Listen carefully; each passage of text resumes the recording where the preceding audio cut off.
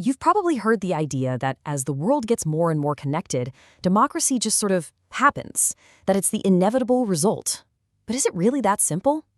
Today, we're going to dig into the really powerful and honestly often contradictory relationship between globalization and democracy. And the story really kicks off with a pretty dramatic shift. Just look at these numbers for a second. The political change over the last handful of decades has been nothing short of staggering. If you go back to 1976, only about a quarter of the world's countries were democracies. Now, flash forward to today, and that number has skyrocketed to 60%. That's not just a trend, folks. That's a seismic transformation of the entire global political map. So, what on earth caused this democratic explosion? What were the forces that literally redrew the map, taking us from a world dominated by authoritarianism to one where democracy is actually the most common form of government? Well, a huge piece of the puzzle is the end of the Cold War. For decades, you had the big superpowers basically propping up allied dictatorships for their own strategic reasons. But once the Cold War fizzled out, that support system just vanished. It removed a massive barrier, and that allowed so many countries, especially in Eastern Europe and the developing world, to finally start making a move toward democracy. But the fall of the Berlin Wall wasn't the only thing going on. There was another powerful, continuous force at play: globalization. You can think of it like an engine, constantly pushing this democratic expansion forward, and it does it through three key mechanisms. All right, so we can break this whole process down into three main drivers. You've got cross-cultural contact, international pressure, and the spread of capitalism. Let's start with that first one, cross-cultural contact. I mean, it just makes sense, right? The more we connect through travel, the media, the internet, the harder it is to keep new ideas locked behind borders. This kind of exposure to concepts like democracy and human rights can plant the seeds for real change, sparking movements from the inside out. Next up, you've got pressure coming from the outside. Think about big international organizations like the UN and the EU. They actively nudge governments toward democracy. They might make financial aid dependent on holding free elections, or they'll send in monitors to cut down on corruption. And in the most extreme cases, you have bodies like the International Criminal Court that can actually prosecute human rights offenders. And the third driver? It's all about the money.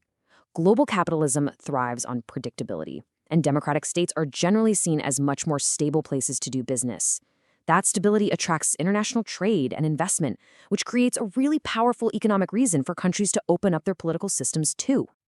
Now, central to this entire conversation is the concept of human rights. It feels like an ancient idea, but it really came out of the European Enlightenment.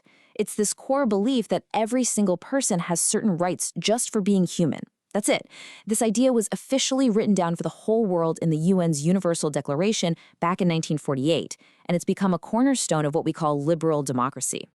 So the case seems pretty clear, right? Globalization pushes democracy forward on all these different fronts. But, and this is a big but, it's not quite that simple. The story has a major twist.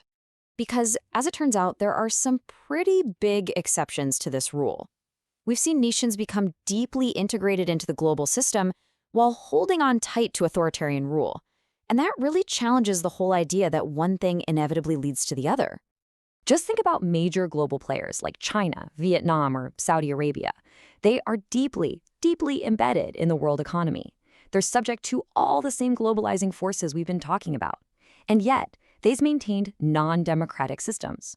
They figured out how to embrace the economic benefits of globalization while resisting the political changes that were supposed to come along for the ride. And that proves this link is far from automatic. So, this brings us right to the core tension we're looking at today. Is the link between globalization and democracy truly unbreakable? Or is the reality, well, a lot more complicated? So, here's the fundamental conflict. On one side, you have globalization creating this immense pressure for democracy and human rights, but on the other, it clearly hasn't been a magic bullet that gets rid of authoritarianism. These two opposing systems are still coexisting, and in some cases even thriving, side by side in our interconnected world.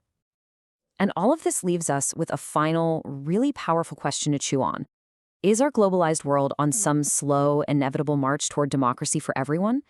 Or is democracy simply one possible outcome among many that can thrive in this new landscape?